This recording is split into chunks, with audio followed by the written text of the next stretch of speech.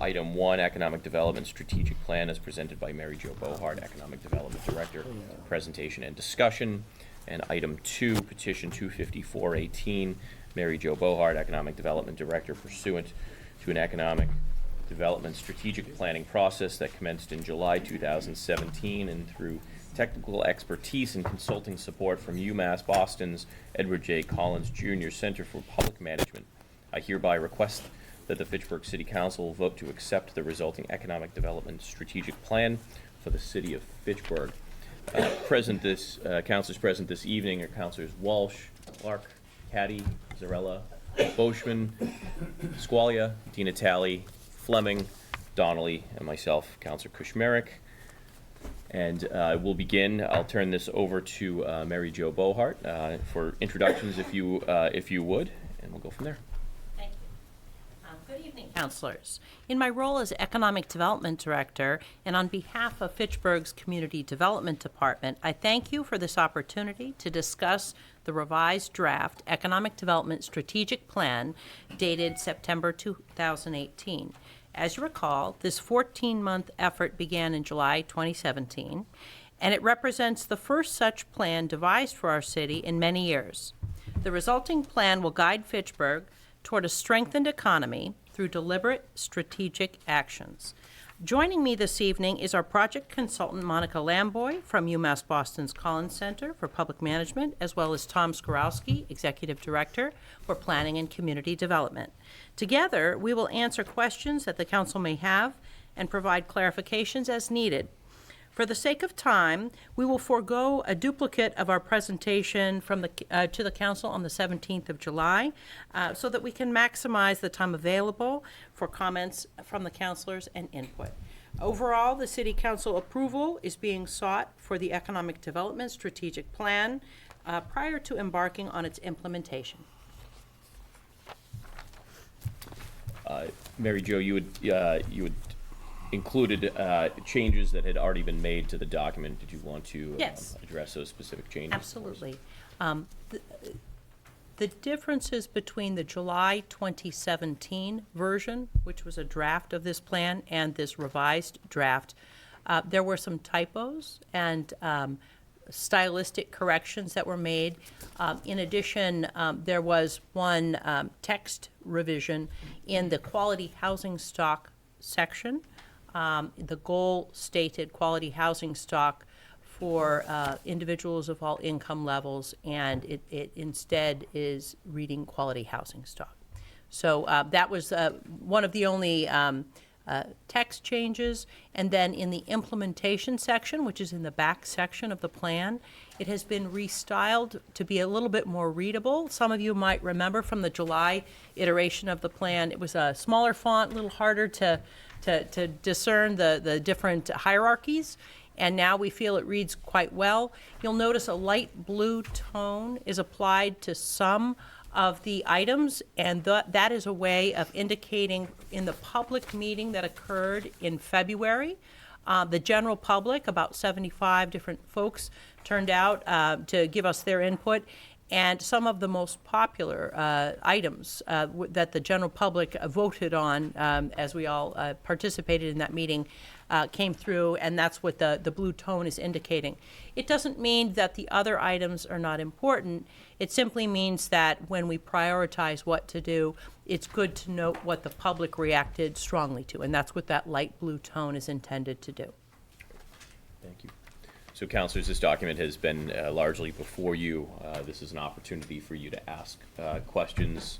I figure we'll begin first by questions, technical questions about the document and its direction, and then we can move into a deliberation stage. Councilor Walsh. Yeah, I just have one comment. I was wondering if this was left out intentionally, or if if this was just a mistake. But it seems that the library is not included in the very first part, the downtown part. And I was just thinking that the library is one of those things that brings people downtown. And I was just wondering if that would be something that you might consider making an amendment. Sure. So we do have the library in an alternative section, the family-friendly section. It's, Right. sub-goal 1, action item 8, renovate and potentially expand the Fitchburg Public Library so it becomes an increasingly active gathering space for persons of all ages and throughout the week. So we do have it included in another section, but I think to your point, and also to the work of our TDI, Transformative Development Initiative, work that we just kicked off in the last month, where we've been trying to think of City Hall, the Fitchburg Arts Community, Theater Block, and the Fitchburg Public Library as kind of the 4 key partner projects we're trying to support. I do think it would be a worthy addition under D, sub-goal 3, action 12, to add the Fitchburg Public Library. So in the downtown section. Thank you. Counselor Walsh, any more questions? No, I'm, Counselor Zarella? So, I'd just like to ask a few things that I know Mr. Skorowski and I have already talked about, but for the sake of having it on the record, in terms of the scope of the plan, it's obviously a very large plan with a lot of goals. How are you intending to manage prioritization so that we're not going in so many directions that nothing actually gets finished? Let me start, but I'd also like to have Monica and Tom chime in as well. The implementation section is where that prioritization is articulated. And so you'll see different actions that are suggested to commence in year 1 versus year 2 versus year 3 or 4 or 5. And it should be noted that just because something commences in a particular year doesn't necessarily always mean it's also completed in that year. A few of the things are medium term or longer term. So some may commence and finish in the exact same year, and some may take a little bit longer. But that prioritization, as far as what comes first, is what's being described in that implementation section. If for some reason an item has been articulated as coming maybe a few years into the plan, and you feel it should be done immediately, then that's the sort of thing that would be worth taking note of.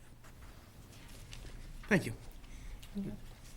And I guess I would add, again, one of the purposes of highlighting those areas in blue that were identified as community priorities for our event on February 22nd, where folks came by and they voted with stickers about what they saw as the most critical opportunities.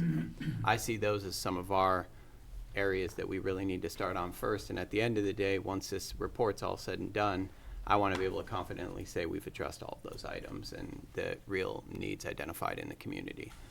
And I guess thinking broadly, too, of this sort of being a roadmap, and as sort of grant opportunities, technical assistance opportunities sort of wax and wane, or as new development opportunities might come our way, it's a way to help steer us down the path that we're looking to go, but giving some flexibility as opportunities might arise or as circumstances might change. Makes sense. And so per our discussion about a month ago now, it's your intent that the council will be receiving periodic, whether it's once a year, twice a year, updates on the on specific sort of, not necessarily numerical benchmarks, but a progress report on how far we've gone? Yes, that certainly is the intention, and also the Economic Development Committee of Council could be a very handy vehicle to be able to bring those types of updates forward, and that we envision that happening periodically throughout the life of the plan. Excellent. That's all for the moment. Thank you. Counselor Fleming? I'm not familiar with Town Gown Partnership. Can you explain? Sure. I actually went to a Town Gown Association conference a couple months back, so I feel like I could speak on this pretty well. But it's just the idea of developing better relationships between universities and cities, and it's termed Town Gown. I think the term began in Clemson University in Clemson, South Carolina, where that university developed a really strong relationship working in partnership with the local city of Clemson, really, on all facets related to event planning, housing priorities, business supports, it's sort of a symbolic way, but one that could be formalized in the form of a town gown agreement between a university and the city, sort of outlining our shared priorities and our sort of reciprocal roles that we play in the development of each, the university and the city moving forward. Okay. Any further questions from councilors? Councilor Boishman. Page 7, you talked about the weaknesses. And here you got aging infrastructure, you got roads, bridges, and utility.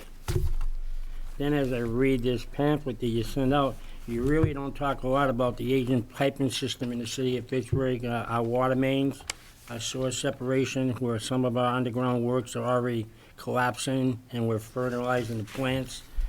But you focus, there's not that much mention in this thing. And I want to know, when you start these developments, do you give plenty of notice to the wastewater or the water department? Or is it just sprung on them that, hey, here's the project, come and do what you have to do right now, and not saying that they have financial money available for them? I have a few thoughts, and, Sure. and Go ahead. Tom probably does as well. So the term infrastructure, so often, maybe first thought is that we think of roads. But the true, when you use that term with cities, we're talking the subterranean infrastructure as well. So aging infrastructure also refers to the very things that you were describing, some of the mains and pipes and things like that.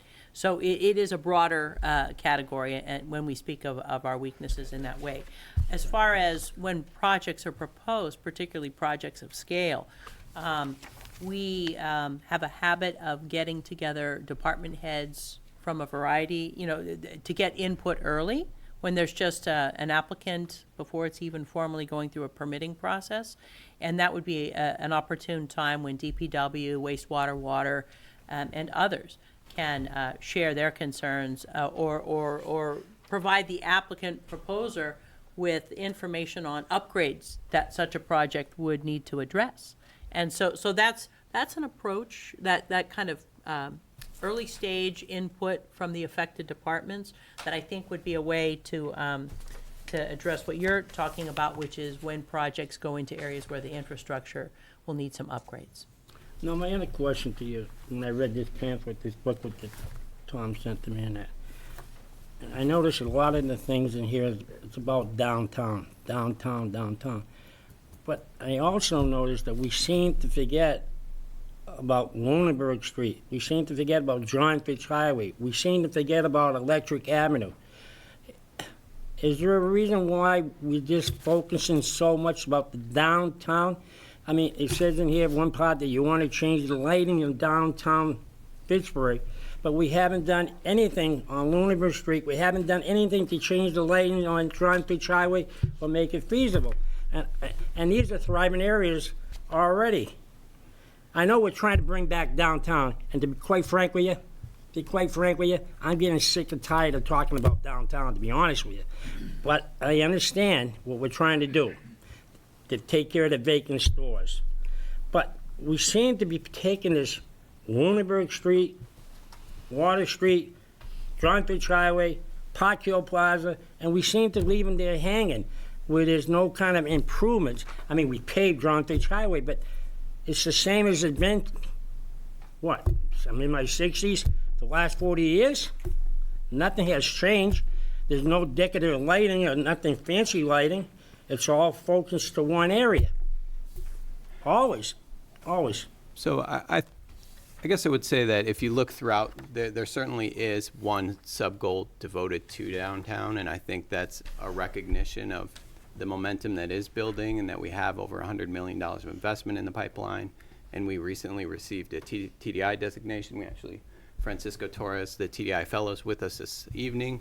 And I think we have a really great opportunity and a need to focus on the downtown given the resources we have focused in the area. And I am always sort of the opinion, and my managing philosophy is that if you're doing everything, you're not really doing anything at all. And I think it's really important to have a key focus in certain areas where there's momentum building.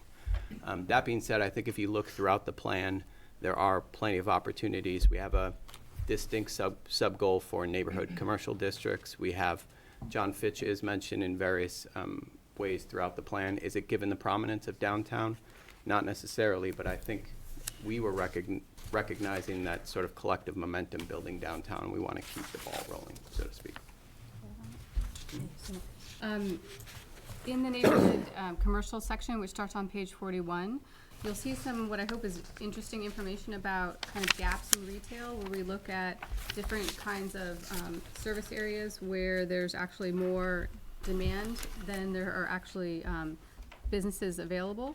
And we mention specifically kind of where retail goes. So in the goals for the neighborhood districts, one is to have sort of distinct commercial areas. One challenge is that you have very long linear neighborhood commercial or outside of the downtown. So some sort of thought about the design, where's the end, where's the start, where's the beginning, where's the middle, so that they have some real presence there. But there are some large potential redevelopment sites that could help set the character for those areas in the future. But we also mentioned high-quality design as being critical to those areas. Once you figure out the vision for what you want, how do you reflect that in the design of those areas? But in a lot of our communities, sometimes our commercial just stretches out so long. There's no substance. There's no, I know I'm going to go to the corner of this and there, and there'll be some activity. So that will be one challenge for Fitchburg to think about going forward.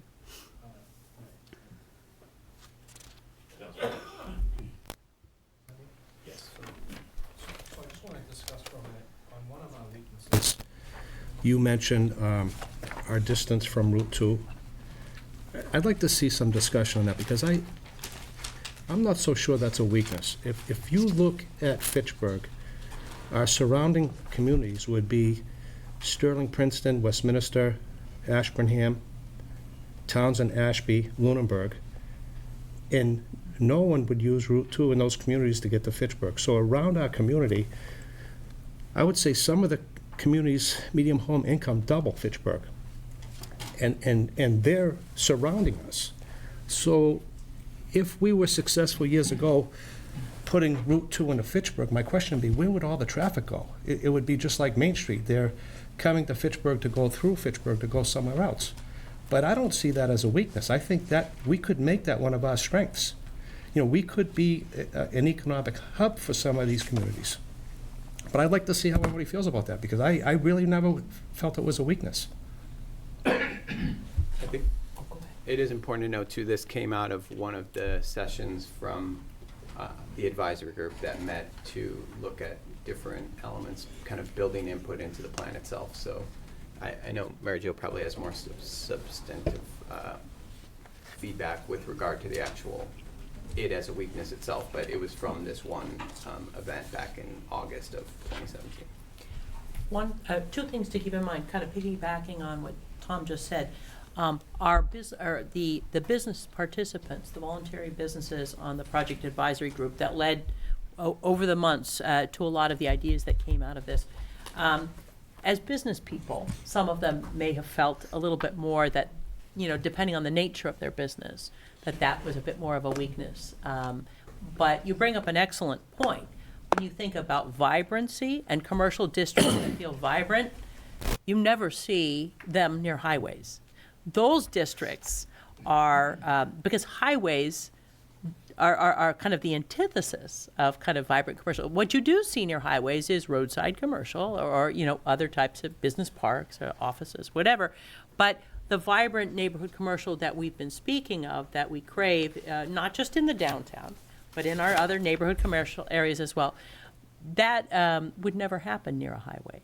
So it is a weakness in the sense that some business types might view it that way, depending on the nature of where their clientele comes from, or the nature, if they're a manufacturer, maybe that journey from the highway is maybe a little bit more of a weakness. But from the standpoint of some of our goals with regards to neighborhood commercial districts, maybe not so much of a weakness, like you said.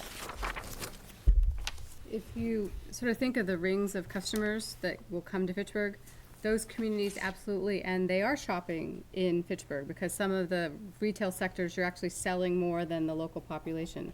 So you want them to come down.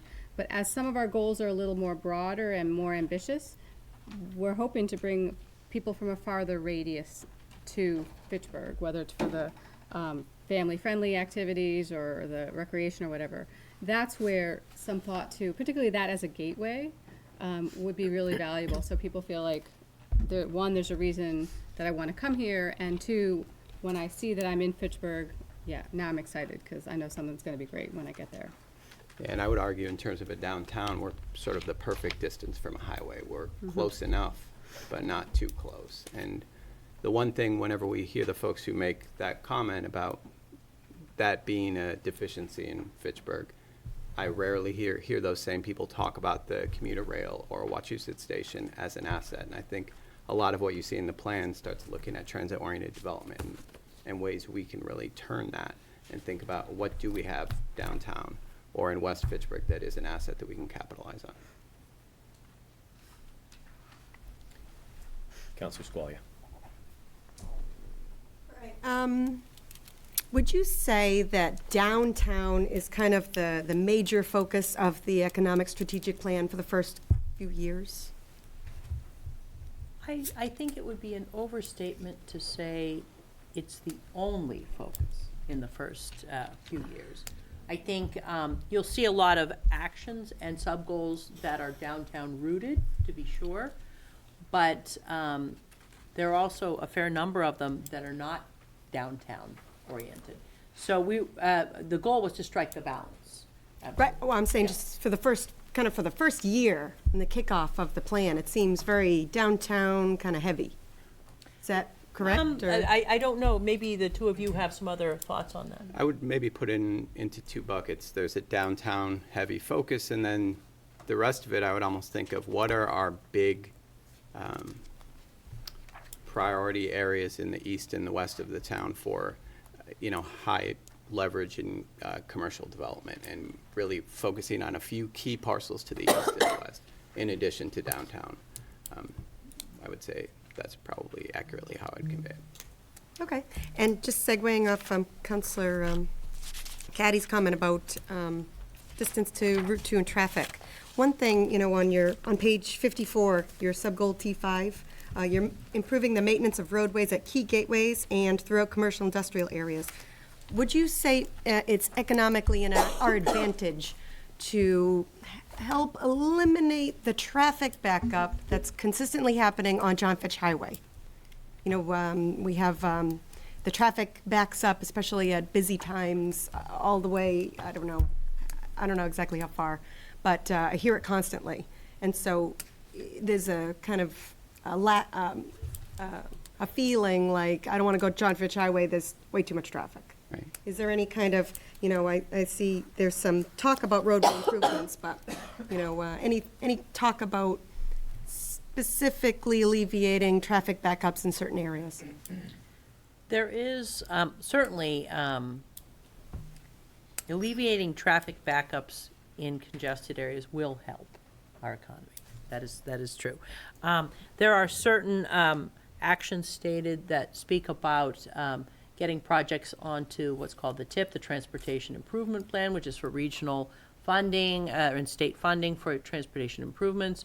As you all probably know, there is a regional transportation project, the Summer Street project, which is kind of not too far from John Fitch Highway, that we've been waiting for a long time, and now we're seeing finally get going. But as far as John Fitch Highway specific, there isn't anything right now on the TIP radar, or yet. Although maybe that's what will emerge. As part of what we have as one of the goals is the city needs to remain very actively involved in what's called the Metropolitan Planning Organization for our region, and that's the only way we can make sure that the projects, roadway projects that matter to us, get onto that TIP. And so right now there's nothing in the queue, but there needs to be. So. Maybe consideration of a third lane for a portion, so right turning traffic onto Lunenburg Street can help alleviate a lot of that traffic. And then on that note, when it comes to, adequate, general funds for roadway maintenance, are we including internet access, kind of fiber optic, kind of access? Because, the Main Street corridor has a a large gap in service in high-speed internet. You know, we added to a portion, we're adding it to Airport Road. Are there plans in this economic development strategic plan to think about more high-speed internet access for more areas that might be underserved? The two areas that you mentioned, which just recently, as you all know, did get high-speed internet through a mass development site readiness grant, which was fantastic. So a part of the downtown which was lacking, and then the Airport Road, Crawford Street area. As far as our infrastructure, and believe it or not, that does fall under infrastructure. So sometimes it's roads, sometimes it's water and sewer pipes, sometimes it's telecommunications infrastructure. And that's something that if there are areas that are as deficient as that part of the downtown and airport area had been, I like the fact that it's past tense, had been, that would certainly be something that we need to address. There are no specific areas that are cited here by name, but our telecommunications infrastructure is just as important as our roadway infrastructure. So. Okay, on page 17, let's see. We have a year one focus, I believe, is to expand the city's code enforcement efforts in D11, right? Especially in downtown, on focusing on vacant, underutilized buildings. How are we planning to expand the city's code enforcement efforts in downtown? Is that that's a year one focus? It's a work in progress, and I'm on the front lines in my economic development director role with interested parties who, and this happens a lot more than the council and the viewing audience may realize. I have people that say, I only want to be in the downtown. They're shopping Fitchburg. They want a storefront type space. And now it's a wonderful sign that they sense something exists in that district. But what we have to do is talk them through the landscape of which spaces would require more remedial repairs than others. A good number of the vacant spaces are not ready to go. And so the code compliance, code enforcement, to some degree, it involves existing businesses if they've fallen out of code compliance, if that gets to a point where it's a problem, but even more so with the incoming, the new. Making sure that an interested party that wishes to locate here is able to do so and understands what sorts of improvements would be needed. If they're a tenant, then a lot of it involves interacting with that landlord, and I'm hopeful that some landlords will be participatory, not expecting the tenant to do remedial repairs that are for code compliance. But this is a work in progress. We know that the vacant spaces often are burdened in this way. So it's exciting when you have businesses that want to be here. And a lot of times they look at spaces and they have a variety of them. I like this one and this one and this one. But they then need to understand what kind of code compliance steps would also be needed. We have an internal team that has been meeting with these interested parties at an early stage. So as soon as we know that someone's really narrowed their search and they now know they like this spot, then pulling the various departments together so that we can give them the information they need, ideally before lease negotiation or before purchase and sale negotiation has been finalized, because that would be where the information is best useful. So I don't know if that totally answers your question. It is urgent in the sense that there's interest in the vacant spaces of our city, but the code compliance conditions of those spaces become a challenge for the incoming new parties. And how we work through that, it remains a work in progress. So the helpful part with the code enforcement for the new tenants is that you're helping to stop new tenants from potentially getting a space and spending a lot of money where they'll never be able to occupy that space, right? But what about the vacant spaces that aren't being utilized by existing tenants that are vacant because no one is renting them, because they cost so much money? You know, I see the storefront grants. Is there any other plan for, I don't know, increasing a tax burden on vacant downtown properties, or, lowering a tax burden for those that fix them up? Or I don't know what, I didn't see anything really attacking the vacant. We didn't make any new taxation suggestions in this plan. So that was a little bit beyond what was listed in this plan. However, and one thing I wanted to, just a little clarification, if I heard you right, was the information we share with interested parties about the code conditions so that they can make wise planning of whether or not they're going to tenant a space or buy one. The intent is not to stop them from doing that. I heard you say stop, and that's not really the intent. The intent is to give them the information they need so that they can plan accordingly. We do everything that we can to facilitate those types of tenancies or occupancies. But there is a limited amount of just grant funding that, and the grant funding that does exist, like the facade types of things, there's a limit to how it can be used. We have some funds that could be used for health and safety code compliance to some degree, but it's a limited amount.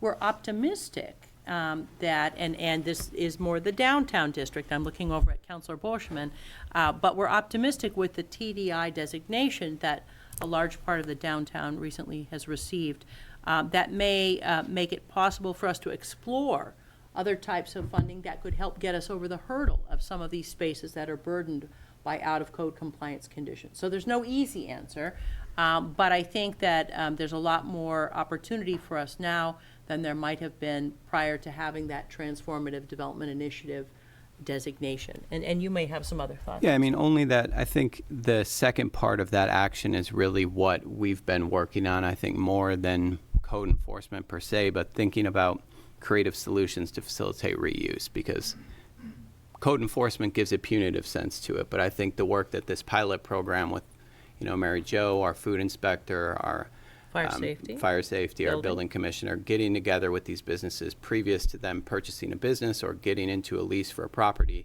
we found that businesses are more likely to be exponentially more successful down the road with that initial support. And then TDI, I look forward to big things from Francisco in the next few years, and one of our 4 goals is to position the district for more private investment, and I think to meet these code obligations is really the critical and necessary first step to make that happen. I have heard of some interesting ideas that other cities have done, similar to, I think, what you're alluding to in terms of it's almost like a limited TIF with a smaller storefront or a parcel itself where, the improvements done on the property are frozen for a period in time. Something It's an that's literally interesting going idea, after the but- vacant and not just the occupied or the soon-to-be occupied.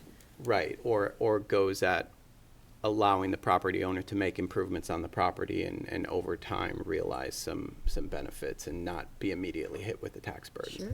That's what I've seen in other Main Street storefronts, but I think that, again, this is something with the TDI team in Francisco, we want to brainstorm creative solutions, because that is one of the biggest hangups for really redeveloping our Main Street properties. There are some significant deferred maintenance and code obligations there. Okay, I have, for D3-1, let's see. We have the dimensional requirements in zoning ordinance, checking that with our historic built environment to determine if downzoning has occurred. When is this zoning review occurring? Who's on the zoning review team? This would be a new effort, actually, and internally within community development, Tom already has sort of started to map out, and we will be looking at what areas of our existing zoning ordinance would actually, based on how it's currently written, hamper our ability to achieve any of these. Is there sort of, we wish to seek a certain goal, but based on how the ordinance is written, that will make it more difficult. And we've already worked through, just in the past year or two, a few of these. As some of you remember, the food truck zoning, or to enable that, or outdoor seating, different things that we didn't mean any harm, it's just the world had changed and the ordinance needed to catch up. Those were individual kind of spot revisions, but now, with a plan like this in existence, we're going to be going through and seeing, is there anything, kind of multiple things that need to be updated and refreshed? Yeah, like so here, that- we're yes. focusing on the downtown. Yes, so that this plan can actually be achieved. If there are different parts of our zoning ordinance that are an impediment in any way, rather than doing it à la carte, doing a comprehensive is probably the best way, and that's kind of where Tom is leading us. Yeah. Right, we've got it queued up and ready to go, and once we receive a vote to endorse from the council, our staff plans on meeting next week to discuss the next steps to really implement zoning changes, because I think whether we're looking downtown or again at those sort Citywide. of larger parcels to the east and west, what can we do to further incent economic development, commercial development in the city? If I could speak to this. The clearer your zoning is in articulating what you want, the easier it is for a developer to decide, yes, that's in my portfolio of things I can do, or that is totally not what I'm up for. So that you don't end up in these kind of, huge discussions on the floor of the zoning board or on the floor of the planning board. So being really clear in your zoning is critically important. And what we found in some of our historic downtowns, quite some time ago, there are efforts to downzone them. So that if somebody tries to create, those signature buildings that really make this place special, tries to create a contemporary version, you can't actually do it. Now, I didn't do an analysis of the zoning, which is why it's saying to do that, but look at those buildings that you really like. What's the floor area ratio for that? What's the parking availability on that? And to fill in some of those gaps that we had kind of slightly talked about. But the clearer your zoning is, the more likely that people are going to come and try and do it. Where it's blurry, and I'm going to say I don't like overlay zones because I find them incredibly confusing. Some places put in these overlay zones, but the clearer you are with this is what we want, the more likely somebody's going to say the right people will pick that as their development site and not try to come in with something with front yard parking or whatever. One of the one right below that where it talks about pedestrian oriented uses, I really want to emphasize the need to define where you clearly want pedestrian storefronts. And you can literally put a map into the zoning code that says from here to here, that whole stretch has to be pedestrian oriented. Because when you think about places you want to go, maybe to eat or go to a bookstore, you tend to see those continuity in those storefronts. And if you have something in between there that's closed at night or not open at all on the weekend, it detracts from it. So part of your discussion would be to say, we definitely want pedestrian-oriented uses, and here's what we consider to be a pedestrian-oriented use, and that's what we'll consider in those locations. So have you looked at that at all? It says amend the zoning ordinance. So has that been looked at to see, we don't have a specific pedestrian-oriented use, but do we have businesses that might violate a potential pedestrian-oriented use that, when we implement this new change that potentially focuses only on specific businesses? I guess in concept, we could, after implementing these types of changes, end up with some pre-existing non-conforming situations. So just because something exists now doesn't mean that down the road, if a lot of things were to change, if ownership were to change or something else, maybe that would change. So there will potentially be pre-existing non-conforming features, within our city. There are already, let alone, there could be if we were to update our zoning. But you were asking if we've done that analysis, and no, that's why it's an action. These are the to-dos. These are the upcomings. Right, and Yeah. floor area ratios mentioned, and we actually don't have that problem downtown. We don't have a floor area ratio. You can go as high as you want. Developers, are you listening? But I think what we do want, in addition to going over the action items that are listed that relate to zoning, when we do work on figuring out what tweaks are needed, look at the plan as a whole and see, are there any other areas? If we really do want to implement everything in this plan, is zoning holding us back? So both the areas where it's pointed out, but also just thinking more globally about how zoning might be inhibiting our economic development. On that question, there's a note for smaller units on D34. Is this currently a problem in our zoning ordinance? It's just a suggestion for something for us to look at. Do we currently not allow, allowing the large footprint uses with special permit only at street level? That we currently allow that right now, but we're talking about kind of defining and lowering the. Do you want to? Well, and Monica can also chime in on this, but a lot of our sidewalk level spaces presently are part of bigger buildings. They haven't really been subdivided to smaller spaces. So, in some ways, this is intending for us to have a greater variety so that a smaller user, there would be spaces for that type of accommodation. But maybe, Monica, you can also, comparing to other communities where you've seen, kind of the larger and then providing for the smaller, how that plays out over time. Sure. The 2,000 to 5,000 square feet are small but viable kinds of businesses and can easily sort of accommodate locally owned businesses.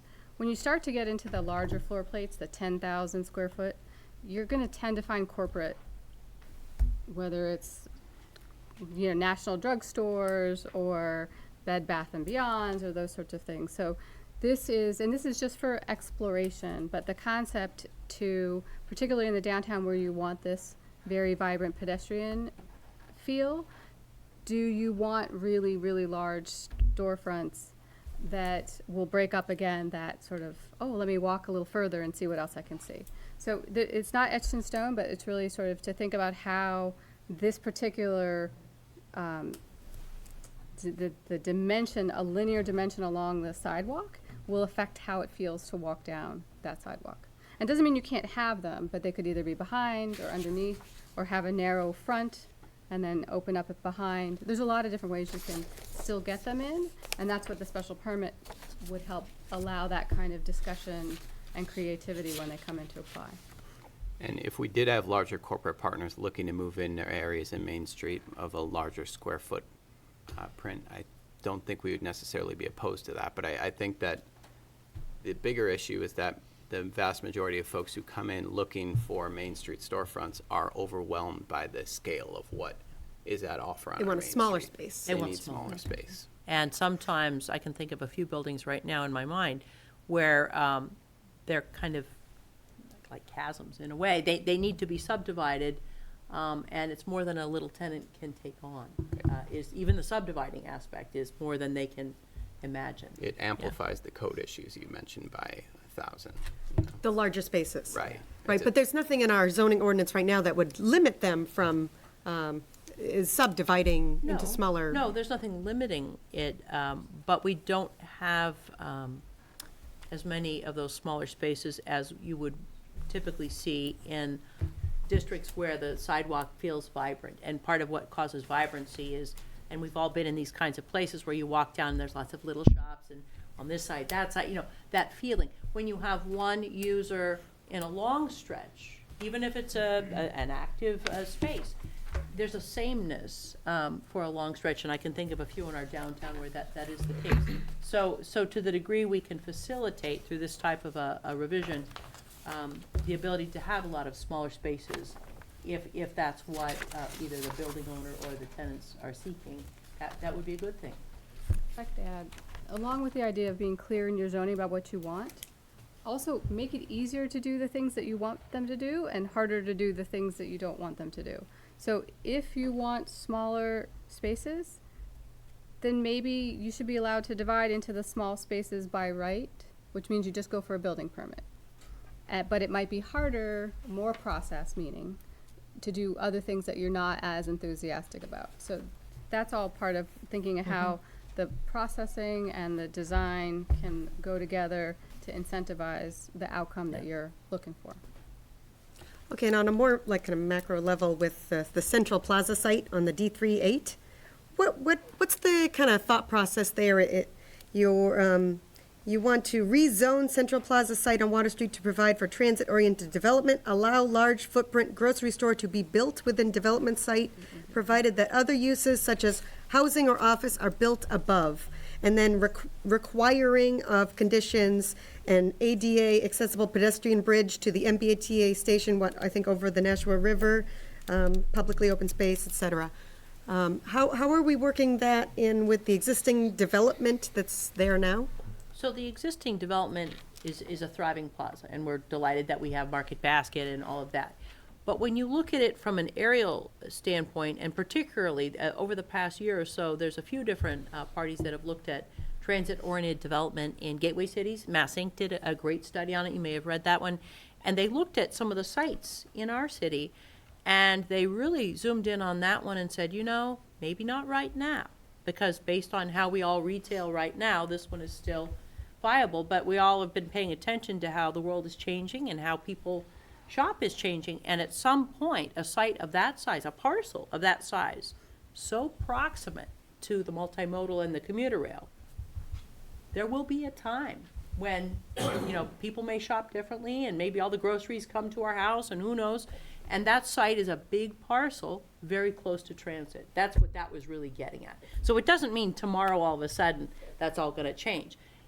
To the degree that it's being used actively in the way it is, that's great, but that's a site that in time would be ripe for transit-oriented development.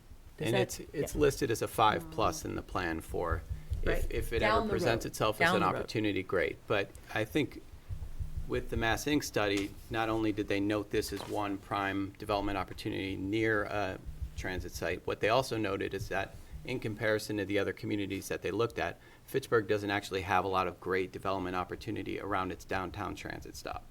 And so, given that, there's a few different parcels that we're certainly focusing on in the short term. But as we think further down the road, of course, there's Wachusett Station too, and there's plenty of land to work with as well, and that's within the plan. But somewhere down the line, I think it is something that should be considered.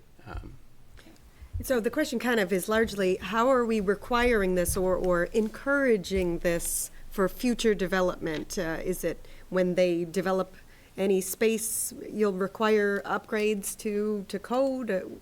How will this work exactly? How are we going to encourage this through our zoning? Counselor, just before, I know we've had a number of questions thus far. If we need, you know, I'd also offer that we can hold this in committee. I know we still have a couple of other counselors with questions. I want to ensure that everyone gets the answers to their questions they have, but at the same time, want to make sure that our economic and community development officer are at our disposal to answer these questions. I know they certainly tried to avail themselves or make themselves available to everyone to answer levels of specific questions. I want to make sure that counselors still have those areas of specific questions or understanding underlying areas and mechanics for how some of these things are accomplished. But I want to make sure that we can stay at a macro level in terms of trying to guide this document. So we can, if we continue to have questions that can dig into layers of specificity, I'd be happy for us to hold this. If we have several remaining questions at the macro level, I think certainly by all means we'll continue in the committee. But I want to make sure that everyone has a chance for their questions. Okay, after this question, I can allow other councilors could speak after this. Okay. Yeah. This is a phenomenal site. The access to the train, the river, walking to the downtown, it is the downtown. It's a phenomenal site. I think I would push to move this quicker than it's actually in the plan. Then the 5-year plus. Yeah, it's four here. This is a phenomenal development site with the open space, and it hits multiple of the goals, from the housing to the transportation to the open space to a whole bunch of creative uses. You could create a transit-oriented development zone that allows certain mixes of uses, whatever is the appropriate use, certain scale. And in there, you can require publicly accessible open space, a portion of it, as it says here. You can require, as a condition of approval, the connectivity to the train station, because that's what makes it transit-oriented development. So you can ask for multiple things as conditions of approval. And in the process, you're going to probably allow a lot more, you're going to allow multiple development potential than what is existing there today.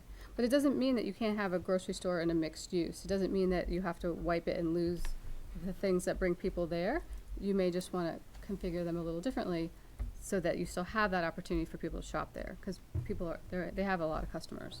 Yeah, I mean, on that, it feels like a great opportunity. It feels like something we might want to do on a quicker basis, especially with the rail trail coming. All right, thank you. Counselor Caddy. hand up who hasn't spoken yet. I'm glad to sit back. I do have a question, but I can wait. Please proceed.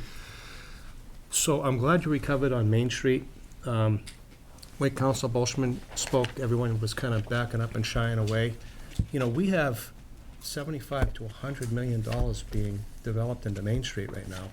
This is the time to move. This is, if we miss it this time around, we're 20 years down the road again. So I just want to touch quickly, because we spoke about this before. If you want to bring people into Main Street, if you want to do this, we have to make Main Street safe. And I think, Tom, you understand what I mean by that. Safe means a lot of things. It doesn't just mean police presence, but it means you're talking about a walkable city. You're talking about these pedestrian-oriented sites. Right now, the perception, it's unsafe, and for a lot of different things, lighting, the roadways, the sidewalks, the handicap access. But I do want to speak specifically on the police. We do not have a full-time police officer on Main Street. We haven't had one for years. And I gave Todd this example last week. If I were to take 7 of us, and with no police experience at all, and I put one at Depot Square, one at Moran Square, one at the bottom of Blossom Street, one at Pritchard Street, 7 uniformed police officers, people would be driving up the road going, wow. And the bad guys would be gone. You wouldn't see a bad guy. That's what police presence is. I don't think we need 7 uniformed officers, but we need a full-time officer who works there every day, and I call it a police ambassador. His job, he would know everybody on his beat. He would know who the bad guys are. He would know who the good guys are. If someone had a problem, if it was a parking problem, he could go take care of the parking problem. If there was a question that he may have for development, he could get them to Mary Jo. You need that person there. That person is the most integral part of this plan. If you don't make that area safe, nobody's coming. If we're gonna move forward with this plan, my suggestion, we gotta get that guy on Main Street. We have to. I'd rather have 2, but I'd settle on 1. To me, it's that important. That's what I used to do. I had 22 years on the job, working 3 to 11, and the last 3 years of my career was walking or riding a bicycle on Main Street. I knew everybody. I knew what people drove. If something happened on my day off, I'd come in and one of the good guys, store owners, would tell me something, I'd go find the guy. This is such important to our plan, and it's a reality. To me, it has to be done. We have to do it. Counselor Donnelly. Thank you. I want to thank Councilor Gaddy for saying that.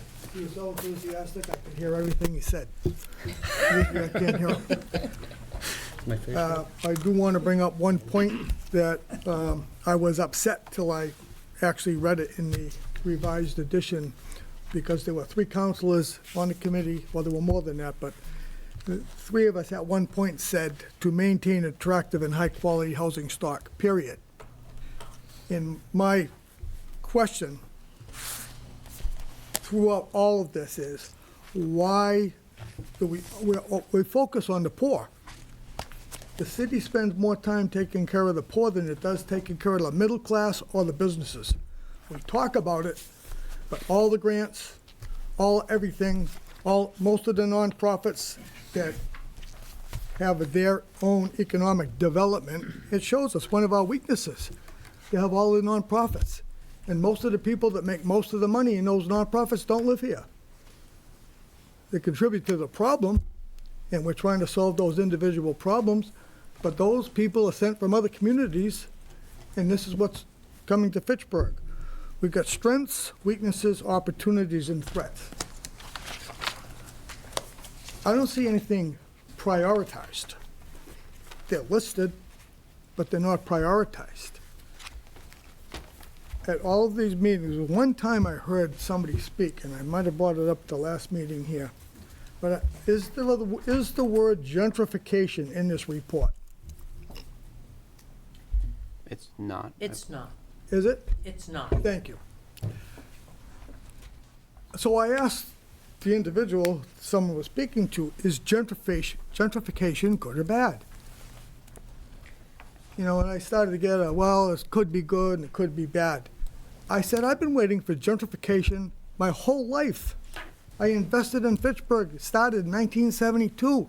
I'm waiting for gentrification. It's not happening. So I'm waiting for someone to come up. Right? You know, we're looking at our demographics. I'm waiting for someone to come in with the magic wand because I don't know how you build an economy with poverty. And I don't know how you build an economy with nonprofits when the people that make most money don't live here. And they make their money with people with problems that are put in Fitchburg. Some just happen to come here because they have problems and our agencies can solve them. That doesn't help the middle class, doesn't help the taxpayer. When we're talking about taxpayers, it says we got the highest residential tax rate and the lowest tax bills. And it's the lowest levy of any one of all the comparative communities.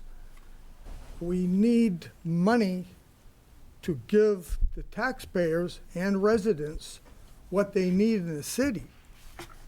But we don't seem like we want to attract and make it more desirable for the middle class that pays the taxes or some higher end people or the business. You can't, I've heard many councilors say, we try to, you know, I can't please this one if I do that, and I can't please that one if I do this. You can't please everybody. So I want to know where we're going to focus, because I don't see a focus. I see diversity. When I went to the first meeting, what is our strength? I don't know who said it. I never investigated, but they said diversity. I think diversity is wonderful, but I don't understand how that is the number one strength in the city of Fitchburg. Very accepting, very tolerable, very warm. Diversity is wonderful. I don't understand how it's a strength for economic development. So, you know, the town gown, I think it's wonderful. You mentioned Clemson. In Massachusetts, I think, you know, Boston, Worcester, Amherst. When you have private colleges, and all of those do have some private colleges, those are the schools with money.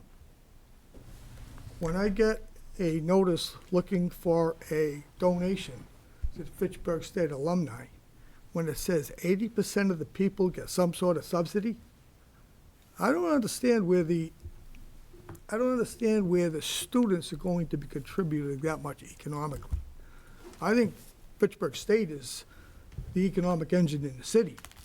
It's either the city, Fitchburg State, number 1, 2 employers, but the students, we don't have a rich community of students. University's wonderful, but I don't see that economic fire. You know, I don't see it. So I would like to see in the strengths a priority, and I'd like to see in the weaknesses a priority, because unless you focus on the weaknesses and capitalize on the strengths, it's just another plan that's going to be put on the shelf. Thank you. I'll respectfully disagree with Councilor Donnelly on the point of university students and their potential economic impact on the city. First, I don't think fundraising efforts are indicative, or the need of fundraising programs to be indicative of the economic strength or vitality of an academic institution or its constituency. I work for a private institution where 96% of its students receive some form of subsidy, and it certainly has a robust fundraising program. That said, you know, I think it would be unwise for us to paint with a broad brush over some students. Well, students who attend a public university may have some economic disadvantages. There's also a great number of students who do not, that have many economic advantages. And I would challenge you to, you know, at any day, walk through a parking lot at Fitchburg State and see, see the number of, whether it's brand new cars or Mercedes in a parking lot. There are students that have wealth. Now, whether it's their families or their own independently, it's probably a combination of the two, but it suggests that students represent a significant economic potential in our city. At any given time in our city, they may represent more than 10% of the bodies that are within the city's borders because of the population there. And that's of the students, never mind including faculty staff. So I'd suggest that, there's untapped potential there, and that we can only continue to grow there. Just because they're students and they may not work a 40-hour work week and earn $40,000 to $80,000 a year income, I don't think it's telltale of the impact that they can have and the commercial base that they might be able to drive. And then there's also the students who make unwise economic decisions. I may have been one of those students that unwisely had to live off of credit cards. It didn't stop me from taking advantage of what the city's economy had to offer. That said, I see that the town-gown relationship and the university population is specifically named in here. I think for decades people have talked about this untapped potential, right? And I guess I would ask you, where do you see this low-hanging fruit of where in the next 3 to 5 years do you see that we could make significant progress in terms of attracting our university students to have an economic impact in both our downtown as well as within the greater boundaries within Fitchburg? I have some fresh thoughts on that. Just a month ago, I participated in the Fitchburg State University event called Rock the Block. And so I was on the front lines with not just freshmen, but all the students as they come back for the academic year. And I was talking about the downtown and some of the newest businesses in the downtown and interacting with them and so on. And one thing I realized was, first of all, many of them do have favorite spots, but many of them also were not familiar with some of the newest things that had arrived. And I think we as a city and myself in the role that I have, it can go a long way further to really promoting both what we have already in our city, not just the downtown, because students have cars, they have feet, they can get to other parts of our city as well. But students as consumers, or as Councilor Kushmarek just said, also faculty and staff, but students as consumers. If we had already capitalized on the students as consumers to the fullest that we could, and we still didn't feel like the vibrancy we seek was achieved, that would be one thing. But we're just getting started. And so I was reminded of that as I was at that recent Fitchburg State event, and that there's a lot more awareness and promotion of the businesses that we do have. Also, I asked, because it was an interaction opportunity, and we've done this through surveys as well over the past few years, what do they seek? What would they want? When they patronize, what are the favorite things they do, and where do they go? If they leave Fitchburg, where? And so, once again, getting into the mindset of a younger demographic, whether it's a local resident or also, in this case, students, I think that would be, in year 1, 2, very immediate, low-hanging fruit, because we know that people consume things, and this particular population isn't always consuming them here. So that would be one of the first things to tackle. Thank you. Councilor Di Natale. Very quickly, how does this package coincide with or not coincide with the Vision 2020 plan that is nearing an end? That's a great question. And about a little more than a year ago, I sat in front of the council when you all had appointed me and you were asking about the master planning process and when we would kick that off. And, frankly, what I see this plan being is sort of an update in many ways of the Vision 2020 plan, at least over a shorter period of time. I would love to engage in some master planning in the near future, maybe 2-3 years down the line, but quite frankly, after we got through this whole planning process, I think I bumped the need for that back a little bit further, in that I see this as an effective stopgap, an effective way where we really did gather together our priorities in a host of different areas, not just narrowly focused on economic development. But, I'm definitely a person in our office is of the mindset that we've been doing a whole lot of planning and it's really time to act. If you do look and kind of crosswalk this with Vision 2020, you see a lot of similar themes in terms of, downtown development, university, town-gown relationships. I think we're starting to see a lot of that bear fruit.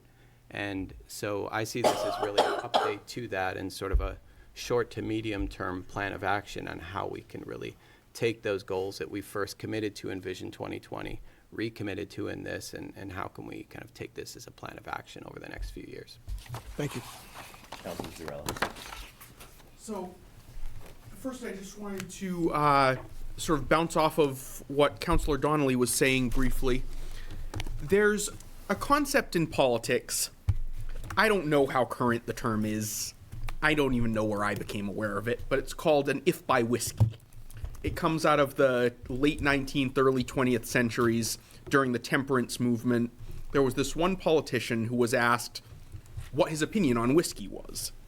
And obviously, at that point in time, that was kind of a trap. But he said, basically, if by whiskey you mean that convivial elixir which brings friends together and so on and so forth, then I'm in favor of it. But if by whiskey you mean the demon drink that drives people to ruin, then I am heartily opposed. And the point I'm trying to make is people hear the term gentrification, it's a loaded term. It means different things to different people. Someone like Councillor Donnelly hears gentrification and very reasonably thinks, okay, taking a rundown neighborhood and making it, filling it with more attractive properties, better uses, making the property values go up, it's a great thing. Other people hear gentrification and they hear driving low-income renters out of their homes to make room for more profitable developments. And obviously that's a bad thing. So I just wanted to note that I don't, first because I think that explains why it's not in the document, why the term itself isn't, because it's very loaded, but also because I don't think Councillor Donnelly means the latter sense at all, and I wouldn't want anyone to get the wrong impression. But the other thing I wanted to speak up on was I wanted to address a couple of the zoning questions that had come up from a zoning perspective. For those who don't know, I've been on the zoning board for going on 3 years now. So there was a mention of existing legally non-conforming uses. That's what most people think of as grandfathering. It's standard. When you pass a new zoning ordinance, in almost all cases, it does not apply to things that already exist that would be in violation. I don't think anyone would be looking to force existing businesses out or force them to make expensive modifications to their facilities or whatnot. The special permit issue regarding the Main Street development, people hear things like that and they get reasonably concerned because they don't see the process. I didn't get it when I first started. A special permit is a very permissive permitting process. It's granted more often than it's denied. The reason to put a special permit requirement on something is not to make it difficult to do, but to give the city a chance to get a last look at it, to say, okay, is there a problem with this? Is this something that we want to put the brakes on for some reason? If we wanted to make it difficult, we'd zone it out entirely, and then you'd need a use variance, which is actually very hard to get. But I just wanted to clarify that for anyone who is mulling this over and finds zoning as complicated as most people do. I also wanted to commend the inclusion of the code compliance awareness efforts, because that is something we see all the time on the board, both in commercial and residential. People come in and say, I purchased this property or I signed this lease and I had no idea that all this stuff was going to be necessary. And to some extent it's buyer beware, but we'd like people to be aware because, like I said, zoning's complicated. Not everyone is an attorney, not everyone is represented when they go into these things, and so I think it's great that you guys are kind of shepherding people through this process and making sure they're going into everything with eyes open. Lastly, I just wanted to ask if you could mention, you've had a very recent success story with that process, is correct? Yes, and it's still in a pilot period, this approach. But coming through this economic development strategic planning process, I think, and the data that was analyzed by our consultant, Monica Lamboy, revealed something that I think a lot of us felt in our gut, which is we have fewer dining establishments than our population would warrant for a city of our size, and certainly a university city with the consumers that entails. And we used to have more in our heyday, and so we're just at this moment where and we learned this through true data analysis, we have what's called leakage, meaning common misconception. Do a lot of people eat out? Yes, they do. How much? Over $80 million a year is spent by local residents eating out. How much is spent in Fitchburg? 30 million. Where's the rest spent? In other communities near us. That's called leakage, missed opportunity. So once we realized that, which I think a lot of us suspected anecdotally, but when you look at the data, it's in your face. So as we do these pilot approaches, there's a lot of hands-on, and there isn't enough manpower to do it to every single commercial applicant that comes down the pipeline. But having been through a few of the applicants' experiences where it involved a food-related venture, that is some of the more complicated permitting, particularly if there's liquor licensing, there's food permitting, there's all sorts of renovations and things. It's not to say it's the only complicated commercial applicant, but one of the more complicated. So we chose to tackle or utilize this business type, the food business type, because we know we want more of them. We know they're a little complicated, and we'd like to pilot this hands-on approach when people are interested, giving them enough information so that they understand if they're going into an existing space, what would be needed, what are the time frames, as predictable as we can provide them. And the most recent example that was able to get through the process from start to finish in just about 3.5 months, which was astounding, but I don't think that will ever be able to be replicated, because it was a really a very well, it came out just like we would have wanted, was Strong Style Coffee. And the operators of that venture were very on the ball and very thorough. Not all applicants get all their applications in completely, and that can slow things down. So this is almost a perfect case. But what we did do on the city side, the multiple departments, and prior to the lease being signed, and trying to get the permitting all lined up so that the applicant knew what to expect, that's what we want to continue to strive for. Thank you. Councilor Donnelly? Thank you. I appreciate your response. I sometimes like to play the devil's advocate. Talking about Fitchburg State, there's nobody here that has been involved with Fitchburg State as long as me. My father taught there since 1950. Most of my family has graduated from Fitchburg State, my brothers and sisters, and I have been a supporter, and I still am.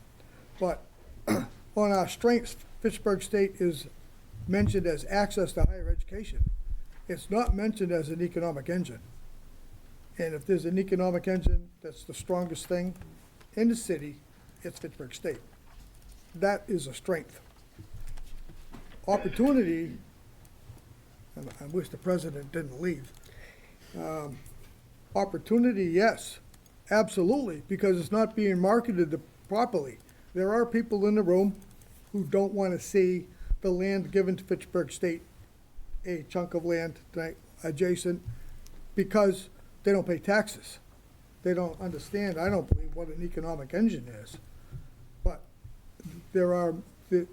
it's the thing that is starting to bring people, I mentioned the people with no money, at Fitchburg State, but there are people with money. And what you're talking about, food establishment's gotta be one of the toughest things it's thousands, it could be hundreds of thousands to get a food establishment going, extremely difficult. But in addition to be the economic engine, we're only scratching the surface with what's there. So I'm trying to get people to come back after me and say I'm wrong, and let them explain it, because I want more people talking about what Fitchburg State does and can do for Fitchburg. And- And I want to thank Councilor Zarella for that explanation on gentrification. Thank you. So, if I could just, I think you're absolutely right about it being an economic engine, and just to the strengths, weaknesses, opportunities, and threats, that was just, again, it was taken from the meeting. I think you were there, where we just took verbatim the notes and put them up there on the chart. So there wasn't a lot of effort taken to prioritize or vet or say what was most important. It was more saying that's what occurred at that meeting. These were the ideas that came up. But I do think, to the broader question of how is it an economic engine, and to yours, Councilor Kuchmarek, about what are the lower hanging fruit in that regard, I think, for me at least, I feel like we'll really be able to say we have a college town in Fitchburg once we have college students in large numbers staying here after graduation. And we do have that to a degree already. But I do think that ties to the question of a high-quality housing stock.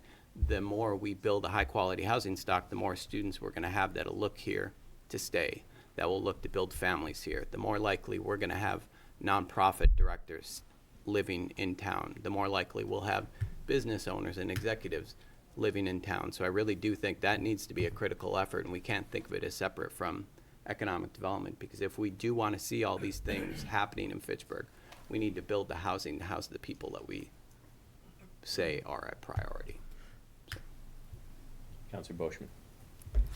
I like to say, I want to get one thing straight. I know I talk very rough, and I don't have the politician in me to make a bad situation a beautiful situation. I know that already, and I'm very tough. But I want to make it very clear to all the councilors. I'm not against my downtown, and I understand that if we develop downtown, it bring in more millions of dollars in tax revenue. But I also want the councilors to know that downtown is not the only place. There's Lunenburg Street again, John Fitch Highway, Park Hill Plaza, Lower Cleghorn, West Fitchburg. And I get, you know it, Tom, I talk to you about downtown quite a bit. So if I was against downtown, I'd be fighting with you all the time, and I'm not. I try to improve it. But I want to get back to Sam Squalia's point. I went to Long Island a few years ago. My aunt lives out there, and we go. I used to love going to the shopping malls, because the shopping malls are really big, gigantic, and they got all kinds of stores. But the shopping malls out there in New York are closing. And I went to this community where they built, it was almost like downtown Fitchburg. And I brought it up to Lisa Long. I said, you have to go and see it. It was all small stores. And it was packed. And it was all outside. And people were walking, people were sitting, people were having a good time. And I said to Lisa, go and look at this place. I tell you, I work in downtown Fitchburg from, I always said, Fox Street down to Blossom Street. That whole section could be developed and be really nice, and use a smart growth. You asked me to go, and I can't get it out of my head. And I tell you about the Riverside Park, but you know, so I'm not against the thing. If it sounds like that, I am not against it, because if I was against it, I wouldn't be calling Mary Jo Bohart sometime, or Tom Squalia. So, I mean, not Tom Squalia, Tom, yes, but I'm not against it. And the other thing, getting back to Councilor Donnelly's thing, yes, he's referring a question to me about giving this little sliver of land to the college. So I just want you to be, so everyone wants to know who that council is, you're looking at him. And it's not anything against... Councilor Boishman, you'll have an opportunity to address that one a bit later. But anyway, that's all I want you to know. And I will work hard to see the success of downtown Fitchburg. But I just don't want to forget the other areas, because the other areas are already developed. And we're not putting any beautification into those areas. And I ask myself, and some of the merchants say the same thing, why? Why aren't you beautifying my area and we're focusing on over here instead of focusing on what you have?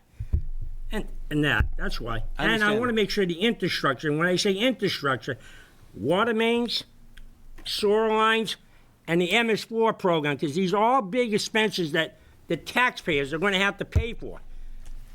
That's who's going to be paying. And it's not the guy from the college, it's the guy that owns the property. And I happen to own one, like Councilor Donnelly and many of these councilors on here, and the people out there.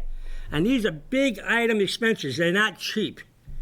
And they're a lot of money and that. And so this is why I question everything, because we're getting broke. And my pay doesn't go up any longer. My pay's flat from Uncle Sam. And when I do get a raise, it goes to my health care. So, just let you know that. Counselor Walsh. Thank you, Mr. President.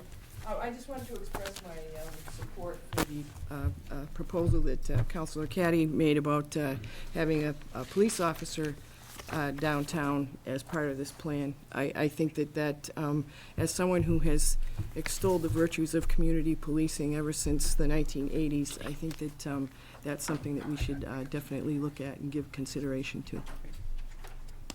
Thank you. Couldn't agree more.